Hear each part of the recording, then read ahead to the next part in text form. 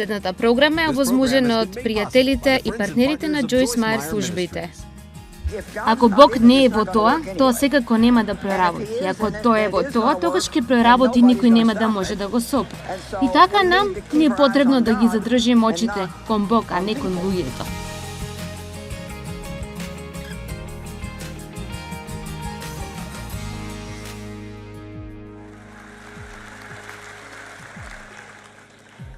На сите им се допаѓа таа порака. Битката му припаѓа на Бог. Јас сакам да ви спомнам уште на почеток дека само затоа што битката му припаѓа на Бог, тоа не значи дека ти само ќе си седиш и нема да правиш ништо, додека Бог прави потполно се. Ќе научите некои нешта дека минуваме низ ова во втора летописи. Јас го имам доста проучувано ова. Сум поучувала од ова многу пати. Денес ќе бидеме во втора летописи глава 20. Ќе можете да го гледате на екранот или во вашите библии, што би сакала да видам повеќе од вас како го прават тоа. После ова, први стих. Моавците и амонците, Асонив и некои од земјата Маонска појдоа во војна против Јосафат. Има толку многу од тие народи во Стариот Завет. Секој бил некаков вид и конечно јас сватив дека и сите ние си имаме наш мал бренд сличен на нив. Сиромасци, болесници, човечници, минатоци, намуртени соседци, лоши шефовци, збунетци, осаменци. Можам да продолжам понатаму и понатаму. Во секој момент кога непријателот ќе дојде против вас, ние секогаш не го правиме првото нешто кое треба да го правиме. Првото нешто кое треба да го направиме секогаш кога ќе имаме проблем или непријателот доаѓа против нас, сосема првото нешто што треба секогаш да го направиме е да го побараме Бог. Многу често ние трчаме кон луѓе. Јас не велам дека е погрешно да трчаме кон луѓе, но јас не би отишла кај никого за совет пред прво да го прашам Бог, дали тоа е правата личност кај која треба да отидеш. Затоа што, да бидеме искрени, има толку многу луѓе кои ги прашува што треба да сториш, а тие ниту не знаат што да прават. Затоа би било помудро да го побараме Бог. Може би тој не сака да отидеш кај никого. Може би се одел кај другите премногу долго и сега е време да научиш како самиот да слушаш од Бог. Амин. Може би секогаш кога ти е потребен некој стих не треба да се јавиш на пријател и да прашаш каде се наоѓа. Може би треба ти самиот да потржиш малку и сам да го најдеш. И се изненадите дека колку повеќе работите на нешто, толку повеќе добивате од тоа и толку подолго го памтите. Јас се сеќавам кога првпат почнав да ги поучувам другите пред да имаме интернет и тоа толку многу информации и толку лесно. Дозволите да ви кажам нешто. Да учиш тогаш беше цел проект. Јас имав мојата Библија, имав толку многу прирачници за проучување на Библијата, речник, конкорданс, са ми требаа часови и часови. Но знаете, воопшто не жалам за тие денови затоа што тоа всушност ми подари цврста основа на Словото. Сега тоа ми е олеснувањето да не морам да тражам низ конкордансот и да ги наоѓам стиховите, а потоа да ги истражам. Сега можете да запишете во компјутер што ви е потребно и тоа ви излегува во сите верзии што ви се потребни. Но понекогаш за вас е подобро ако повеќе копате отколку само да притиснете на глувчето. Амин.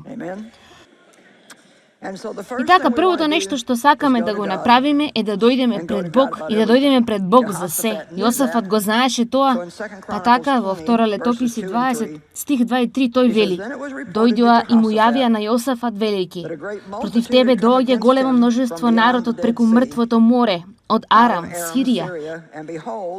И тие веќе се во Хацецон Тамара, односно во Енгеди. Сега, мора да обратите внимание на ова затоа што местото каде што е собран неговиот непријател, ова име ќе се промени на крајот од случката. И она што тоа значи, токму сега не е многу прекрасно. Но понекогаш твоето место на битка станува твоето место на благослов. Ајде.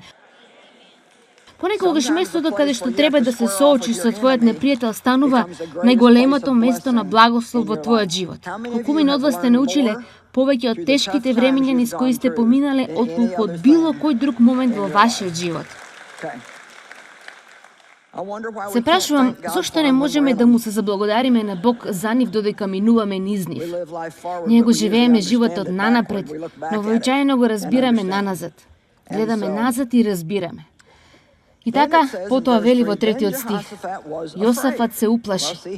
Видете, тој бил ист како сите други. Прв пат кога добиваме лоши вести, кога непријателот дојде против нас, првото нешто кое доаѓа во нашите срца е страв. Сите лоши варијанти од она што ќе се случи. Но погледнете тој што направи. И го сврте лицето свое. Тој донел одлука. Реши одлучно. Сите речите, тој беше решен. Како негова животна потреба. Гледате, не сакам да ми изминам низ ова полека, што тој знаел дека барајќи го Бог во оваа ситуација, не беше само мала опција или нешто што тој можел да го направи ако сака. Тој знаел дека е неопходно за него да слушне од Бог ако сакал да ги победи неговите непријатели. И го побара Господа и објави пост во цела Јудеја. Овие луѓе почнаа да стануваат сериозни. Сега, тие сакале Бог да им зборува на нив. Утре јас ќе зборувам за божествено водство и како да слушаме од Бог. Ќе кажам само неколку работи денес за тоа. Понекогаш кога вие треба да сторите нешто, или да поминете низ нешто, или Бог ве повика да направите нешто, може би тој едноставно ви подарил дар на вера, а дарот на вера е вера која надминува обичната вера. И таа те овластува да направиш нешто или да зачекориш во нешто што вообичаено би ти исплашило. Но за тебе тоа изгледа доста нормално да отидеш и да го направиш затоа што Бог ти дал вера да отидеш и да го сториш тоа. Јас не сватив многу години, но Бог ни дал дар на вера на мене и на Дејв да ја водиме оваа служба со години. Само ако би имале некаква идеја колку пари ни се потребни секој месец. Гледате, тоа звучи возбудливо.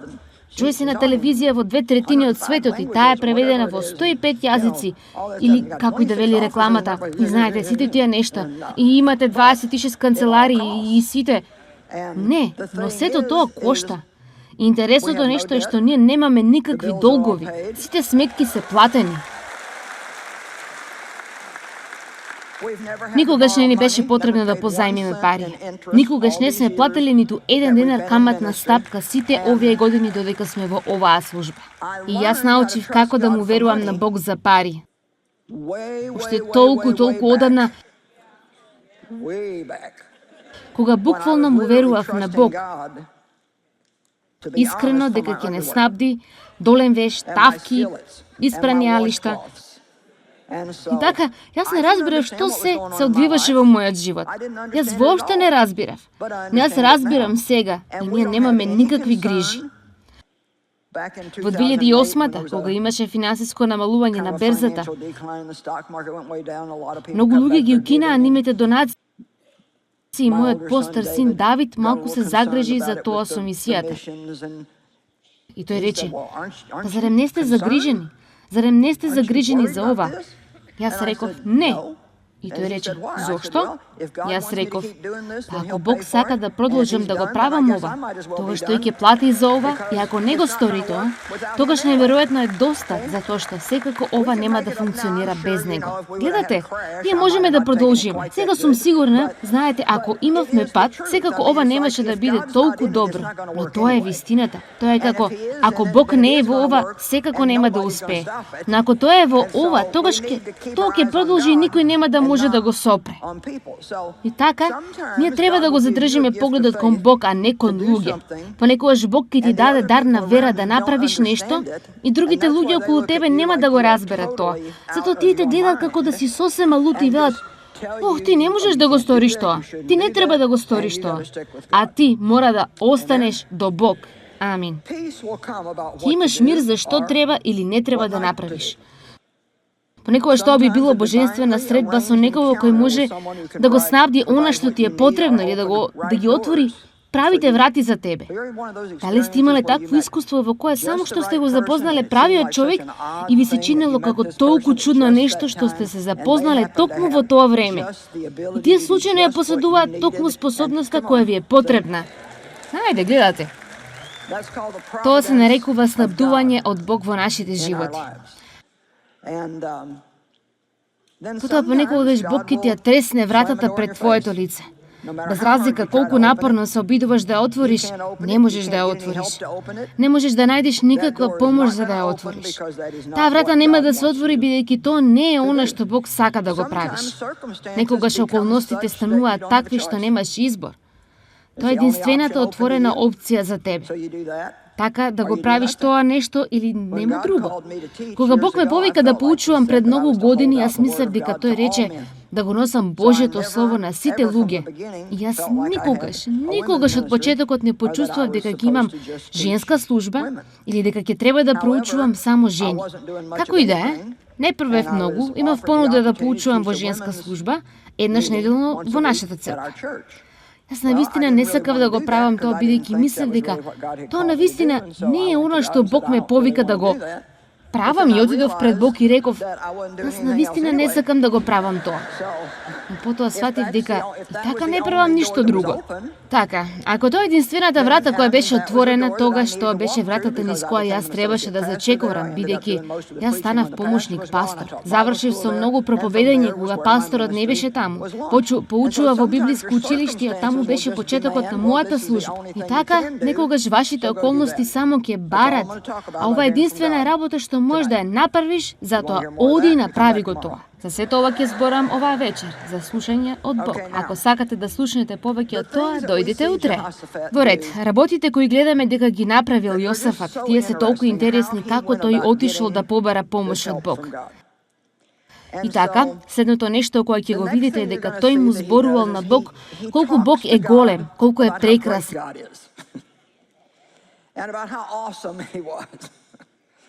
Колку е моќен. И како никој непријател не можел да го порази. Тој не барал од Бог ништо. Тој не кажал на Бог за неговиот проблем. Тој само, токму сега, а не знам, можеби тој бил некој вид на духовен психолог, но тој се нашол на добрата страна на Бог токму сега со неговиот став.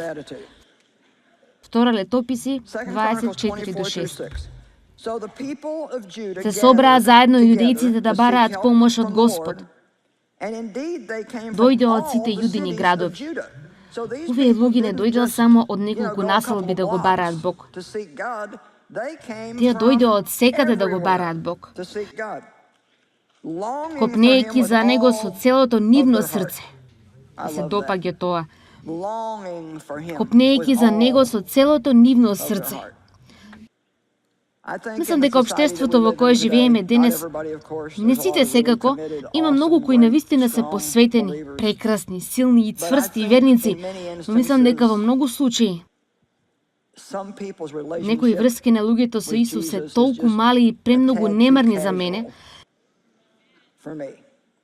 и луѓето не сакаат да се жртвуваат многу за да служат на Бог. Секој сака да биде платен за секој чекор. И знаете, ако Бог ми даде песна и ти ја пееш, тогаш подобро да бидам платена достоинствено или ќе те тужам. Знаете, такви работи. Не ми се допаѓа тоа. Тоа е како да секој треба да си добие за заслуженото и секој би требало да биде третиран правилно. Ако ти си напишал песни од тоа живееш, јас не велам дека не треба да го добиеш правото. Но нели е смешно ако ја слушам дека некој проповедал некој од моите пораки и отидам, мислам, вашиот пастор веќе ми кажа дека тоа ќе го направи. Додека да си отидете утре навечер, јас ќе имам неколку нови пораки. И така тоа би требало да биде комплимент за некого, а не нешто да се повторува. Секогаш биете спремни да се жртвувате за Господовата служба. Секогаш биете спремни да волонтирате за да ги вршите работите. Вие сте благословени ако можете да дадете малку од вашето време, служба и дарови на Бог, а да не барате ништо. И копнејте за Господ со целото ваше срце. Копнејте за Него. Тогаш Јосафат застана во собранието на јудејците и Јерусалим во домот Господов, пред новиот трем и рече: Вистина сакам да обратите внимание на начинот на кој тој разговараше со Бог, бидејќи за мене тоа е она што имало влијание. О Господи, Боже на нашите предци, не си ли ти Бог во небото? Нели ти владееш над сите царства на народите? Моќта и цврстината се во твоите раце. Нема никој кој може да застане против тебе. Тоа е како тој да сака да добие нешто, нели? Знаете, тоа е слично како едно од вашите деца да дојде, па сака нешто, да помине право на главното и да рече: Мамо, можеш ли да ми дадеш 1000 денари? Па шансата е да добие не. Но ако дојде со: ти си најдобрата мајка.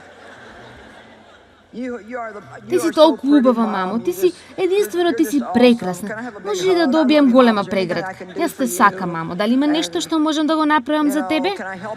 И знаете, можете ли да ти помогнам со нешто околу домот? Нема некој како тебе. Не знам, може би тие се доволно паметни да се тргнат за 30 минути потоа да дојдат пак и да речат: пате, мамо, може ли да ми позаемиш 1000 денари? Па веројатно ако треба да ги најдем од 20 места, јас ќе му ги дадам. Колку мене од вас знаете за што зборувам? Знам неколку луѓе. И видите, тие беа заинтересирани за Бог. Тие не беа само заинтересирани што Бог може да направи за нив. Да кажам тоа повторно. Тие беа заинтересирани за Бог. Тие не беа заинтересирани само што тој може да направи за нив. Сега видите. Јас мислам, ако вие навистина сте заинтересирани за Бог, вие ќе го барате Него толку многу кога немате проблем, исто како што кога имате проблем. Еве еден пример на некого кој го обожаваше Бог пред да го презентира неговиот проблем. Матеј 8, стих 1 до 3. Кога Исус се симна од гората, голема толпа го следеше. Еден лепрозен се доближи до него, се поклонуваше пред него велејќи: Господи, ако ти сакаш, можеш да ме оздравиш и да ме очистиш. Но тој се поклонуваше изразувајќи обожавање и поклонување пред да побара нешто. Мислам дека нема да биде повреден никој од нас, ако само 3 или 4 пати во денот престанеме било што да правиме. Било каде и да сме, само да кажеме: Господе, јас те љубам. Ми требаш. Ти благодарам за тоа што си со мене денес. Сакам само да знаеш дека јас сум ништо без тебе. Јас те љубам. Потоа исправете се. Слава на Бог, јас се уште можам да се исправам.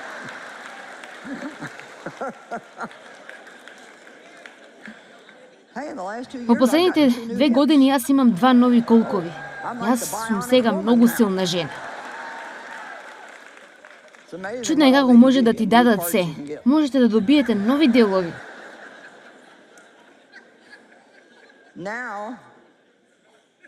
Сега, 2 Летописи 20, стих 7 до 11, тој продолжува. Мислам дека овој човек беше паметен. Нели ти, Боже наш? Сега сакам да забележите колку пати тој вели ти и твоите. Нели ти ги истера жителите на оваа земја пред твојот народ, Израел, и му ја даде за секогаш на потомството на твојот пријател Авраам? Тие се населија во неа и ти изградија светилиште во неа за твоето име велики. Ако дојде врз нас зло, или меч погубен, или помор, или глад, ние ќе застанеме пред овој дом и пред тебе, заради твоето име и твоето присуство во овој дом. И ќе повикаме кон тебе во нашите маки, и ти ќе не чуеш и ќе не избавиш. Тој веќе рекол: Боже, ти си прекрасен, ние припаѓаме на тебе, ние сме твоите луѓе, ова е твоја земја. Ние сме твои, ова е твое светилиште. Сега, конечно тој ќе каже на Бог дека има проблем. Но погледнете на се друго што направил најпрво пред да го каже тоа. Се прашувам колку луѓе во оваа сала или што гледаат преку телевизија пристапуваат кон Бог на тој начин кога имаат проблем, или ние само одиме: Боже, ќе ми помогнеш ли со ова? Не треба помош, Боже, јас не можам да се справам повеќе со ова. Знаете, ние можеме барем да почнеме вака. Ти благодарам, Боже, за сите благослови во мојот живот. Боже, јас имав нов проблем и ми треба Твојата помош сега. Јас зборувам вистината. Секогаш кога го поучувам ова, ме предсведочува и мене, затоа што ние се однесуваме така. Ние понекогаш забораваме дека славењето треба да го надминува барањето. Амин. И секако, потоа обожавањето оди многу подлабоко отколку славењето. Гледајте во стих 10. Гледај, синовите на Амон и Моав и на гората Сеир, чии земји ти не дозволи Израел да ги завземе кога дојде од египетската земја, затоа тие ги одминаа и не ги уништија. Тој вели, тие можеа да ги уништат тогаш и потоа тие немаше да ни додеваат сега. Но ајде да се сетиме дека ти не дозволи да ги уништат. Сега, еве како тие ни враќаат со тоа што сакаат да ни стераат од Твојот посет. Дали некој го гледа она што јас го гледам? Мислам, тој изгледа одел во училиште за психологија. Не истеруваат од Твојот посет што ти ни го даде како наследство. Прво, Јосафат зборувал колку е прекрасен Бог, потоа за големите дела што Бог ги направил во минатото, потоа го спомнал неговиот проблем како да бил нешто малку додатно. Ние го поминуваме повеќето од нашето време зборувајќи за проблемот и многу помалку за останатите работи. Потоа тој го спомнал неговиот проблем како да бил додатен. Сега тој го вклучил Бог лично, потсетувајќи го дека тоа е негов посет што непријателите се обидуваат да го украдат. Втора Летописи 20:12. Ова е многу важен дел од поучувањето. О Боже наш, зарем нема ти да им судиш? Број 1. Зашто ние немаме сила против тоа големо мноштво кое доаѓа против нас. Број 2. Ние не знаеме што да правиме. И број 3. Нашите очи се кон Тебе. Сега ова е многу важно бидејќи тој вели: ние немаме сила да го поразиме овој непријател. Ние не можеме без Тебе. Ние не знаеме што да правиме дури ако се обидеме, но нашите очи се кон Тебе. Хајде да го однесеме тоа на ниво на нашиот секојдневен живот. Дали некој од вас некогаш се обидел да промени друго човечко суштество? Дали некоја од вас, дами, е пробала да си го смени сопругот? Сега видите, ми требаа многу години полни со страдање пред да можам да кажам: Боже, јас немам никаква сила да променам нешто и јас не знам што би правила дури ако имав сила, затоа што се обидов со се и ништо од тоа не функционира. Но сега конечно, Боже, моите очи се кон Тебе. Ајде, понекогаш ни е потребно доста време за конечно да ги свртиме нашите очи кон Бог и да сватиме дека ние го немаме она што ни е потребно за да се заврши она што треба да се заврши. Амин. Има големо ветување во Библијата дека ако ние најпрво го бараме Царството Божјо, над се друго и неговата правда, тој ќе ни даде се што ни е потребно во секоја област од нашиот живот. Без разлика со каква битка се соочувате, Бог ќе ви помогне да се борите во таа битка денес. Знаете, навистина вие веќе победивте, само треба да застанете цврсто и да ја практикувате победата која Исус веќе ни ја даде кога умре на крстот. Ја сакам да живеете со огромни очекувања дека добри нешта ќе се случат во вашиот живот.